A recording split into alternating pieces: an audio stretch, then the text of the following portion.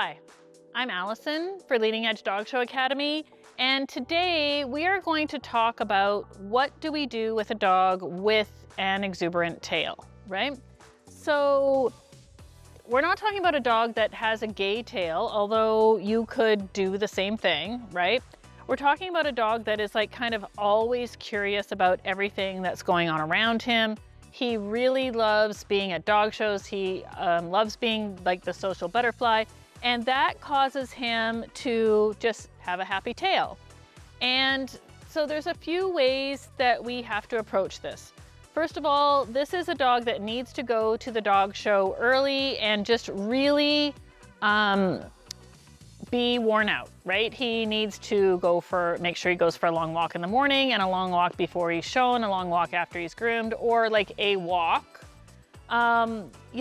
There are some dogs that I've shown that have been, this same kind of exuberance, that I've actually had a treadmill in my truck that I would put them on the treadmill for a few minutes. He's a big dog. I wouldn't be adverse to getting either a weighted collar for him or a weighted vest to kind of just take a little bit of that edge off before I showed him. And it's just kind of like this happy, exuberant edge. Now, the problem is that we want that, right? We want this exuberance. We want that showmanship. We want him to be animated in the ring, especially being, in North America, a little bit of a lesser known breed. That exuberance, that animation is really going to shine through in the group and lead him to be able to be very competitive in the group, etc. But what we do want to worry about is the fact that he has this happy tail.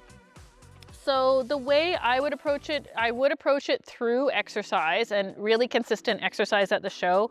And I would also approach it through anytime I'm doing anything with him, whether it's at home, even on a walk, I would let him carry his tail up on a walk. But when I'm talking to him, when he gets any kind of treat, or even before his food, like his breakfast or his dinner at home, I am going to make sure that he is putting his tail where I want it, right? So I don't mind if he's wagging it, but I don't want him wagging it even level with his back, right? So here it is acceptable. You kind of want to do it with a little bit of tough love, because you don't want him getting like rear shy, right? Like that's the last thing that you want. So Koa, good boy. So, he can bait, he can show his animation, and as long as his tail's there, but I would also use a word that meant keep your tail down. I wouldn't use tail, because then when his tail does go up in the ring, it's like a dead ringer, but I might say show or stand or show time or it's time or something like with a really distinct command that means tail, right? So, and I would just always award him when his tail is where it is. Another note is I would probably have a slightly longer leash than this for him, so that I can easily, with either hand, like if the leash is in this hand, correct his tail, but I also want to be able to subtly correct his tail. So my leash should be a little bit longer, so that, if the judge is walking down the line or we're free baiting and I stop like this and I notice his tail's up as the judge is walking around, I can just touch his tail, right? Especially in the beginning of the training, when we are trying to get him, to understand you can wag your tail, you just need to wag it down.